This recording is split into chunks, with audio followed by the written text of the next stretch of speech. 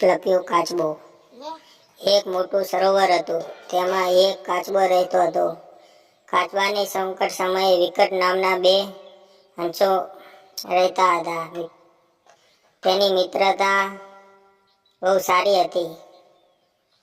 હંસો આકાશમાં દૂર દૂર ઉડતા અને ચારોચરી સરોવર પાસે આવતા. અહીં તેઓ કાચબાને એક દેવકથાઓ સંભળાવતા. એક વાર ભારે દુષ્કાળ પડ્યો. સરોવરનું પાણી સુકાવા લાગ્યું. આ જોઈ હંસોએ કાચબાને કહ્યું, મિત્ર, આ સરોવરનું પાણી સુકાઈ ગયું છે ને માત્ર કાદવ રહી ગયો છે. તમે ક્યાં સુધી અહીં રહી શકશો? તમારી આવી સ્થિતિ જોઈ અમોને આ રાત દિવસ ચિંતા થાય છે. કાચબો બોલ્યો, ભાઈ, તમારી વાત સાચી છે, પણ પાણી વિના મારું જીવન નહીં ટકે. પરંતુ સંકટ સમયે સાચા મિત્રો જ કામ લાગે છે. માટે તમે મારા માટે જે કાંઈ વિચારો તે ખરું.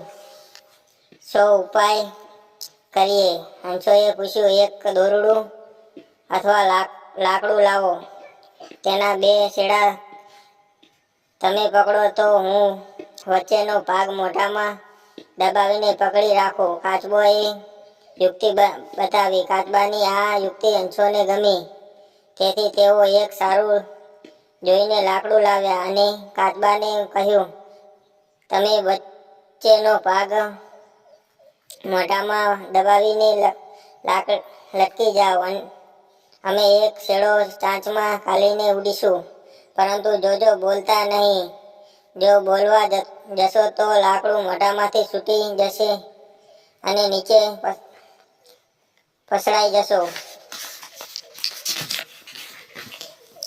કાચબાએ કહ્યું, સારું, હું નહીં બોલું. એમ કહી કાચબો લાકડાની વચ્ચેનો ભાગ મોઢામાં દબાવી લટક્યો અને હંસો બે છેડા ચાંચમાં પકડીને ઉડ્યા.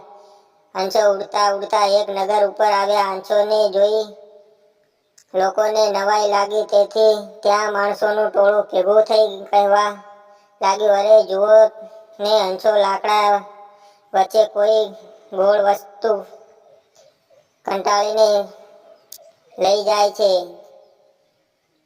જોતામાં ટોળું મોટું થયું અને ત્યાં બોલવા લાગ્યું. કોઈ કહેવા લાગ્યું, જુઓ જુઓ, હંસો કાંઈક ગોળ વસ્તુ ઉપાડીને જાય છે. જો એ વસ્તુ પડશે તો આપણે ખાઈશું. આ સાંભળી બોલકણા કાચબાથી ચૂપ રહેવાયું નહીં. તેથી તે બોલી ઉઠ્યો, આ ખાઓ, ધૂળ અને ઢેફા. આટલું કહેતા મોઢામાંથી લાકડું છૂટી ગયું અને કાચબો ધડમ કરતો નીચે પડ્યો. પસડાઈને મૃત્યુ પામ્યો. મિત્રો, હિત કરનારી વાત ના માનવાથી કાચબાની અવસ્થા